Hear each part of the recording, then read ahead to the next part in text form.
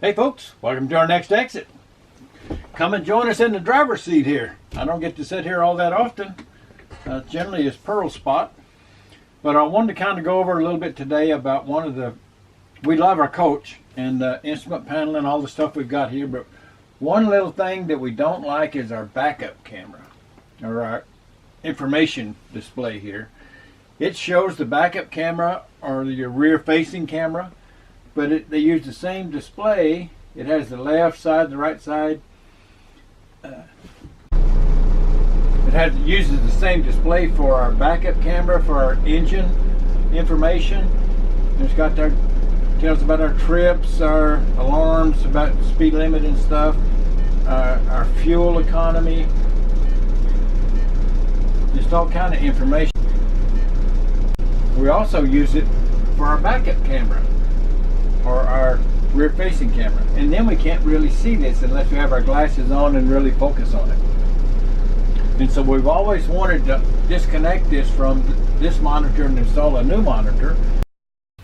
Not only is it the small print that bothers us about this split screen, but sometimes when you're driving along and you want to go into the left lane, change lanes, you use your camera to kind of see the traffic back there, because you put on your blinker and the car or truck quite often will slow down and give you time to pull in, but you can't exactly tell. You only have that couple of second window before they decide to heck with it, and then they speed on up and come around you.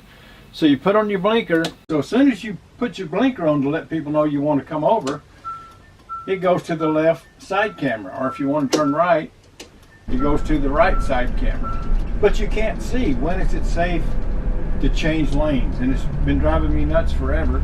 Even if I put it on the full screen, you lose your backup, so you don't know how far that truck that's behind you. Did he kind of slow down so you can change lanes and get over, or is he creeping right up on you? It just drives me nuts. So recently a company called Haloview Technology Meets Design, they sent us a backup camera. They wrote us an email, wanted to know if we wanted to try their backup camera and do a product review. And it just dawned on me, yeah, let's put in a second camera. And this is the Haloview camera that they sent. And we're going to mount it up here on the dash. So now we'll have our engine instruments and our backup camera. So when we start to change lanes, instead of losing the camera, we have our backup camera all the time.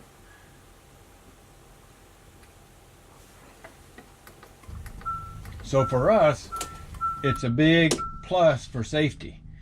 And we're really happy that Haloview sent it to us. It's super easy to hook up. We'll kind of go over that and explain how that works. And then tell you our final thoughts once we get walk you through the install. So as I mentioned, this is really a pretty simple system to hook up, and that's due mainly because it's a wireless camera, so you don't have to run a video cable up to the monitor. You do have to find a 12-volt power source, and in our case we wanted it to be 24/7. We wanted the circuit to be powered all the time. And we have a light switch back in the engine compartment that's hooked straight to the battery. So we tapped into that circuit. I put an on-off switch, so when we store the motor home or something, we can turn it off so it's not running power while it's stored for weeks or months at a time. And then you need to decide where you want to locate the antenna that transmits the video signal. Here's the backup camera. The bracket all came with it. Got the little hood. Here's my original camera. I got to put the shroud back, but I drilled 2 holes in here, mounted the camera, and then I put the little antenna right back and bolted it on the back of this wall using the same nut that holds the camera. And that's it. The one wire goes in, it hooks to the transmitter, and then a wire coming up with DC power that plugs right into it. So it's pretty simple. Hey folks, as you can see, it's got a great resolution on the video, and it also has sound. This here is a lot wider than our old camera, and you can tell it probably helps quite a bit when you're backing up into your sight, but there's not anything that replaces a regular old spotter, if you know what I mean. So here's the Haloview display, the monitor, nice size monitor, and it's totally wireless. All we've got is our cigarette adapter for power. We'll plug that into our Jackery portable power station. We'll flip the switch, turn the button on. It should fire right up. There it comes.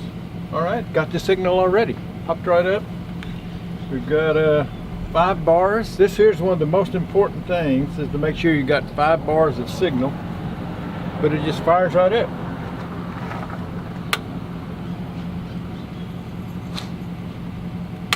You didn't have to mess with pairing it or anything. Boom. I like that. That's good. Alrighty.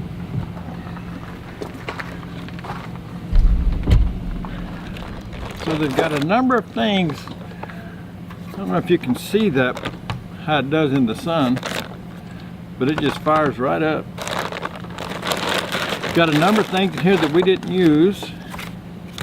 It's got a windshield adapter. You can peel these off and stick it to the windshield or on your dash. If you don't want that,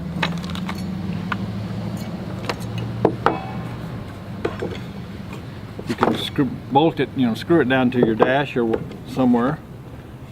So that works good. I'm not sure just exactly how we're going to attach it. This is for if you use the multiple cameras, 4 cameras or so.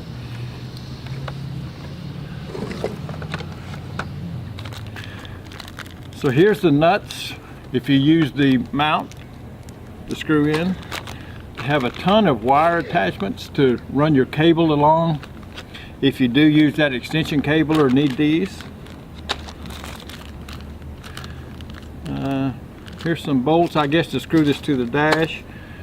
That transmitter, if you don't want to bolt it down, it's got this 3M VHB tape that really, once it's stuck on, it's stuck on forever.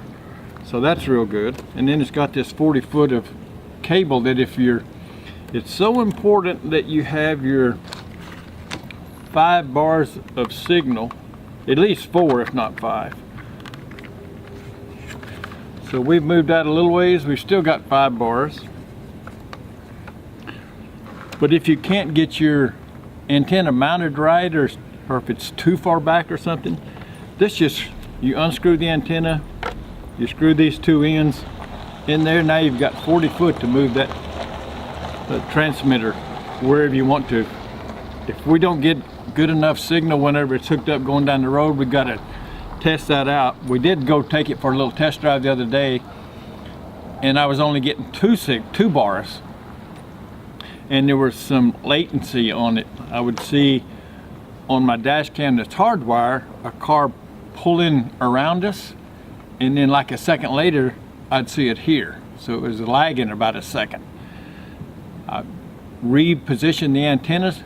I've had the other antenna pointing kind of like this, and it said they need to be straight up.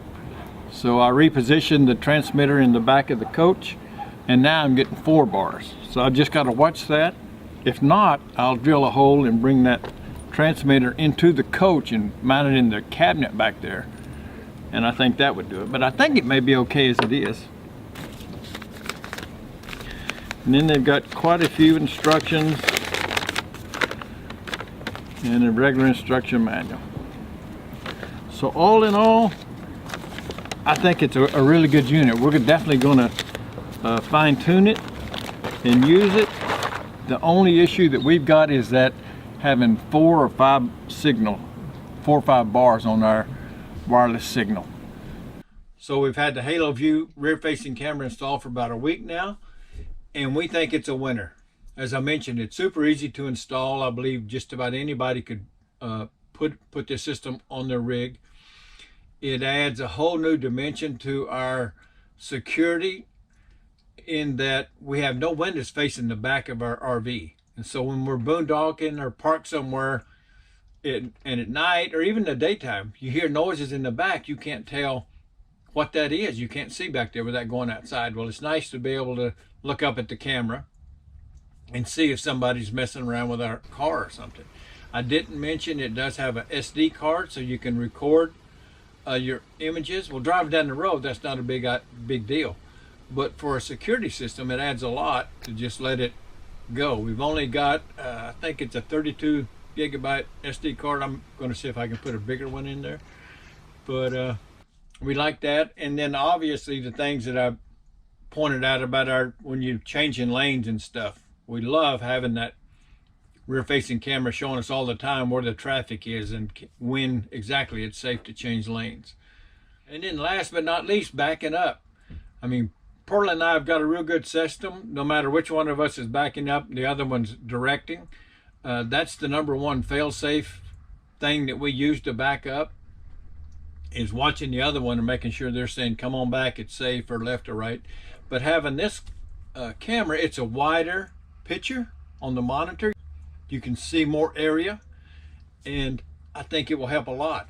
And for lining up on your camping site, you know, we're 42 foot long. You get lined up where I'm sitting, I'm probably 60 or 65 feet away from the actual turn-in spot of our campground. And sometimes the relationship there, I'll get confused on just exactly where I need to line up.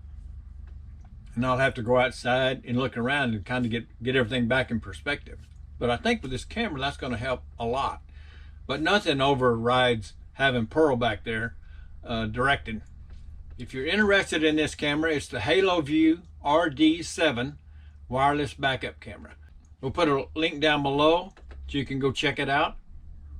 And if you're looking for a backup camera, I think this is one you might want to consider.